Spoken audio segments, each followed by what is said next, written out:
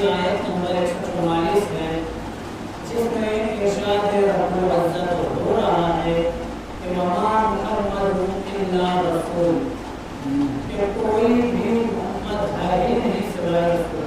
بے شک محمد ہے ہی نہیں سوائے رسول، محمد ہے ہی نہیں سوائے نبی کے۔ قرآن کا فیصلہ ہے اور قرآن کی ہر آیت قیامت تک باقی رہنے والی ہے۔ شاید قرآن کو بھی اس بات کا علم تھا کہ آنے والے زمانے میں لوگ محمد کو اپنا جیسا کہیں گے، لوگ اپنے آپ کو نبی کہیں گے، اسی لیے قرآن نے یہ فیصلہ کر دیا کہ محمد تو ہے ہی نہیں سوائے رسول کے، محمد تو ہے ہی نہیں سوائے نبی کے۔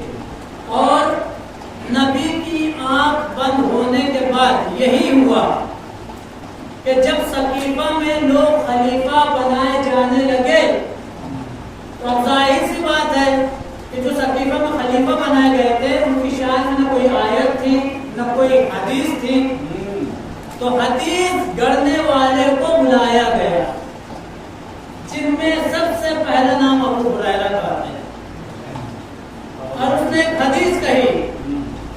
کیا حدیث کہی؟ لو کانا نبیا بعد النبی، کہ اگر کوئی نبی ہوتا نبی کے بعد لکانا عمر، وہ فلاں شخص ہوتے، وہ فلاں شخص ہوتے، لکانا عمر یعنی عمر بن خطاب ہوتے۔ نبی کے بعد اگر کوئی نبی ہوتا تو عمر ہوتا۔ لیکن قرآن نے کیا کہا ہے؟ قرآن نے کہا کہ محمد ہے ہی نہیں سوائے رسول کے۔ اور حدیث کیا گڑھی گئی ہے؟ حدیث گڑھی گئی ہے کہ اگر نبی کے بعد کوئی نبی ہوتا تو حضرت خدا ہوتے، جبکہ حقیقی روایت اور حقیقی حدیث یہ ہے، رسول ارشاد فرما رہے ہیں کہ یا علی انت بمنزلت ہارون بموسیٰ، اے علی تمہاری نسبت مجھ سے ویسی ہی ہے جیسے ہارون کو موسیٰ سے۔ نبی کے تذکرے سے ظلمت کافور ہوتی ہے، فضائے نعرہ تکبیر سے پر نور ہوتی ہے۔ اگرچہ گردش دوران جکڑ لیتی ہے انسان کو، ارے علی کا نام لینے سے بلائیں دور ہوتی ہے۔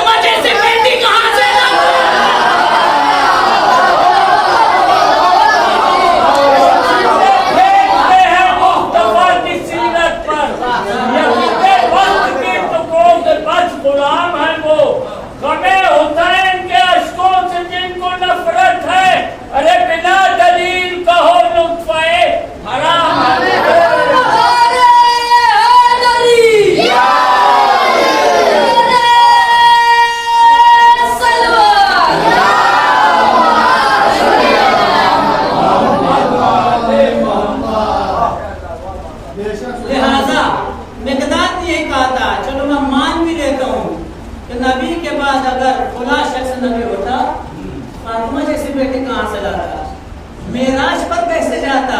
مقداد نے یہی جواب دیا تھا۔ اب جناب عیسیٰ کا ایک واقعہ میں آپ کو سناتا ہوں کہ جناب عیسیٰ کا معجزہ کیا تھا؟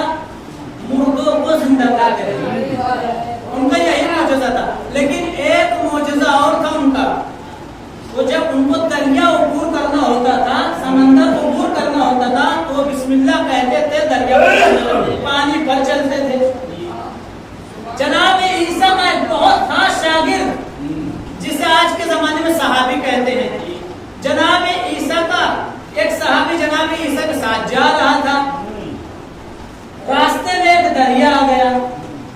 اب جناب عیسیٰ کا صحابی کہنے لگا کہ یا نبی اللہ، اب تو دریا آ گیا ہے، اب ہم کیسے اس دریا کو پار کریں گے؟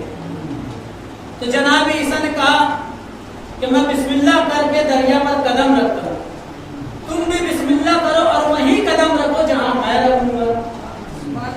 جناب عیسیٰ نے اللہ کے نام سے شروع کیا کہ بسم اللہ الرحمن الرحیم، اور دریا پر جب چلنا شروع کیا تو پانی پر جناب عیسیٰ چل رہے تھے۔ جناب عیسیٰ کے صحابی نے جب یہ دیکھا، بسم اللہ کیا، جناب عیسیٰ جہاں قدم رکھ رہے تھے وہیں ان کا صحابی بھی قدم رکھ رہا تھا۔ جب دریا کے بیچ میں آ گیا جناب عیسیٰ کا صحابی، تو جناب عیسیٰ کا صحابی سوچنے لگا کہ اب میں بھی عیسیٰ جیسا ہو گیا ہوں، عیسیٰ بھی پانی پر چل رہے ہیں، میں بھی پانی پر چل رہا ہوں، مجھ میں اور عیسیٰ میں کوئی فرق نہیں ہے، میں بھی نبی ہو گیا، میں بھی عیسیٰ جیسا ہو گیا۔ یہ سوچنا تھا کہ پانی میں غرق ہونے لگا، پانی میں ڈوبنے لگا۔ ایک مرتبہ عیسیٰ سے کہنے لگا یا نبی اللہ مجھے بچاؤ، میری جان خطرے میں ہے۔ جناب عیسیٰ نے اس کے ہاتھ کو پکڑا اور کنارے لایا، کہا تم نے ایسا کیا سوچ لیا تھا کہ ڈوبنے لگے؟ کہا میں یہ سوچ لیا تھا کہ میں عیسیٰ جیسا ہو گیا، میں نبی جیسا ہو گیا۔ تو عیسیٰ نے کہا نبی یا رسول اللہ کی طرف سے معین ہوتے ہیں، اگر کوئی عام آدمی یہ سوچ لے کہ میں نبی جیسا تو وہ غرق ہو جائے گا۔ اب سن لیجیے دنیا، یہ سن لے کہ جب ایک شخص عیسیٰ جیسا نہیں ہو سکتا تو جو لوگ یہ کہہ رہے ہیں محمد ہم جیسے، وہ جہنم کی آگ میں غرق ہو جائے گا۔ کوئی لفظ کسی شخص کے بھاتا ہی نہیں تھا اور انسان کے ذہنوں میں سماتا ہی نہیں تھا۔ قرآن بھلا کس کو سناتے بھی محمد، قرآن کسی اور کو آتا ہی نہیں تھا۔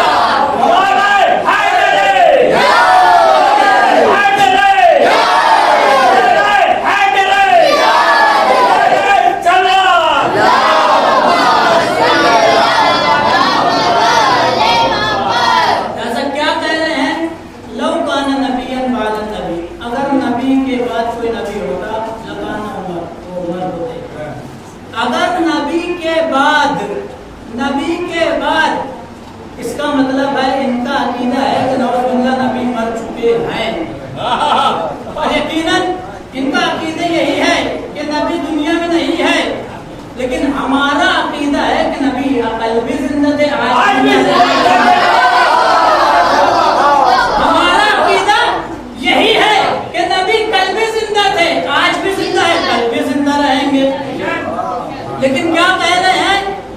لو کان نبی بعد النبی، نبی کے بعد کوئی نبی ہوتا ہے۔ ان کا عقیدہ ہے کہ نبی نہیں ہے، نبی دنیا سے جا چکے ہیں۔ ہمارا عقیدہ ہے کہ نبی آج بھی موجود ہے۔ کہا دلیل دو، دلیل کیا ہے؟ تو دلیل سب سے بڑی یہی ہے، سب سے پہلے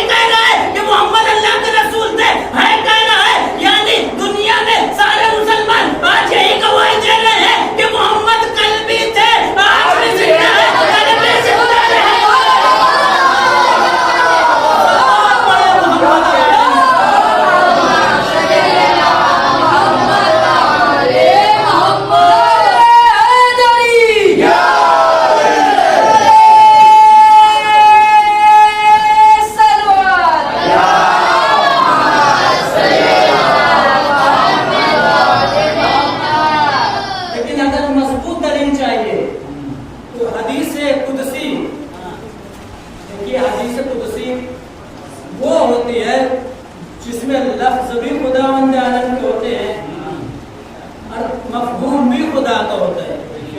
हदीस नबी लफ्ज खुदा के होंगे, मफहूम रसूल के होंगे। हदीस मासूमीन में लफ्ज खुदा के होंगे, मफहूम मासूमीन के होंगे।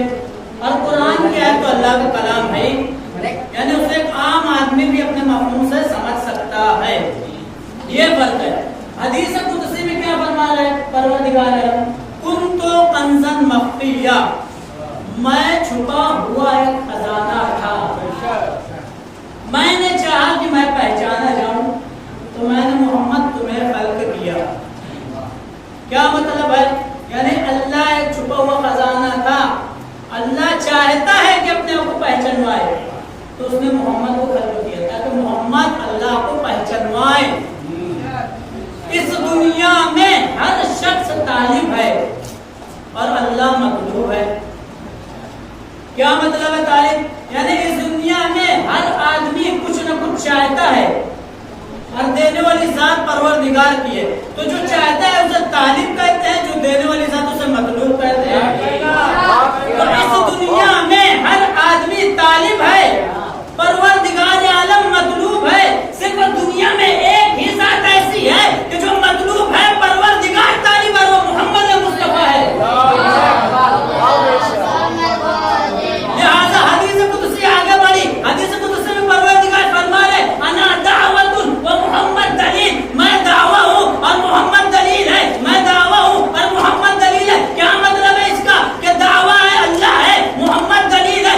आप दुनिया में किसी भी अदालत में चले जाए, किसी भी वकील से पूछ ले, जब तक दावा जिंदा होता है, जब तक दलील भी जिंदा रहती है, जब तक दावा जिंदा होता है, जब तक दलील जिंदा रहती है, तो अल्लाह यही कह रहे अना दावतुन व मोहम्मद दलील, जब तक ये अल्लाह जिंदा रहेगा तब तक मोहम्मद भी जिंदा रहेगा।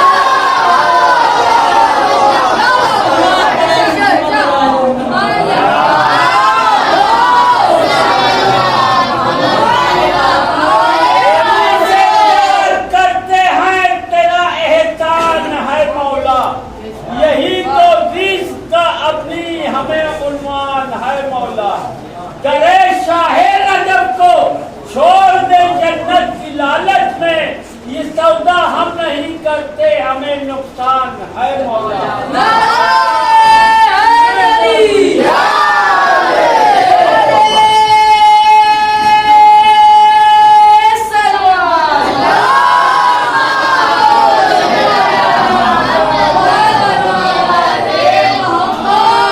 लेकिन आखिरी रसूल की शान में बहुत सारी आयतें आई, पूरा सूरह नाज़िल सूरह मुहम्मद, और बहुत सारी हदीसें रसूल ने कही अहले बैत की शान में।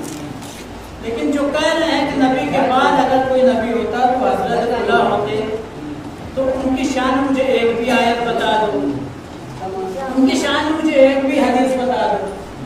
अच्छा, क्या कह रहे हैं? अली की शान में कहाँ आयतें हैं? अगर आयतें हैं तो अली का नाम कुरान में बताओ। अगर अली की शान में कोई आयत है तो अली का नाम कुरान में बताओ। मैं कहूँगा अली के कुरान में क्यों ढूंढ रहे हो?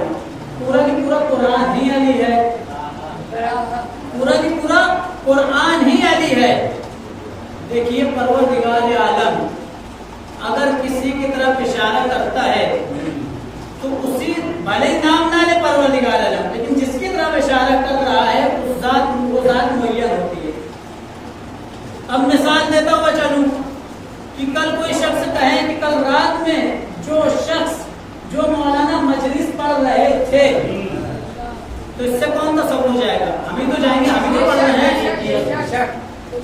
अगर कोई कल के दिन आने वाले दिन में कहे कि वो मौलाना जो कल रात में मजलिस पढ़ रहे थे, तो सबका ज़हन हमारी तरफ आएगा, मौलाना अहमद। यहाँ नाम लिया गया, हमारा नहीं लिया गया, लेकिन सिर्फ इशारा किया गया जो मजलिस पढ़ रहे थे। अब अगर कुरान इशारा कर दे कि वो शख्स जो हालत रुकू में ज़कात दे रहा था, क्या तो पूरी तारीफ उठाकर पढ़िए कि सिर्फ एक ही ज़ात है जिसने हालत रुकू में ज़कात दिया, वो है अली।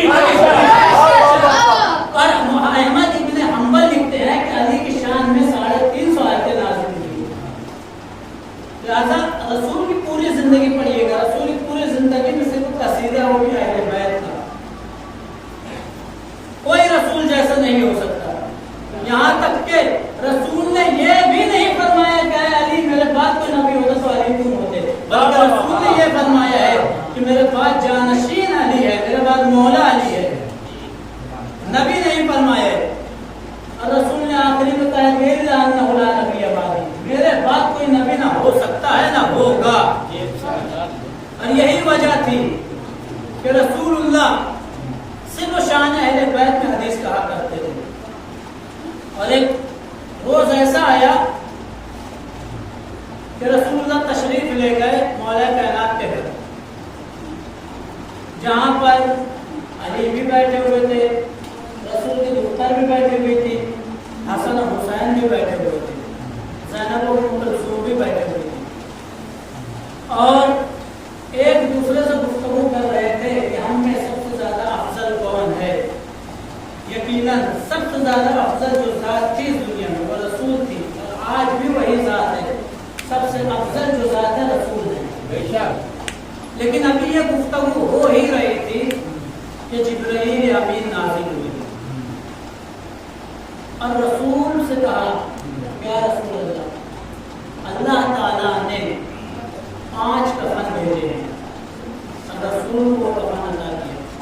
کہا یا رسول اللہ, ایک کفن آپ کے لیے ہے, دوسرا کفن علی مرتضیٰ کے لیے ہے, تیسرا کفن فاطمہ الزہرا کے لیے ہے, اور جو 2 کفن بچے تو رسول حسین کی طرف دیکھ کر گریہ کرنے لگے. اور اس قدر گریہ کر رہے تھے کہ وہ شہزادی پوچھنے لگے بابا, ارے بابا رسول خدا آپ اس قدر گریہ کیوں کر رہے ہیں؟ ارے بابا آپ کو کون سی مصیبت آ گئی جو گریہ کر رہے ہیں؟ فاطمہ نے جب دیکھا کہ رسول حسین کی طرف دیکھ کر گریہ کر رہے ہیں, ایک مرتبہ فاطمہ نے پوچھا کہ اے بابا یہ فاطمہ آپ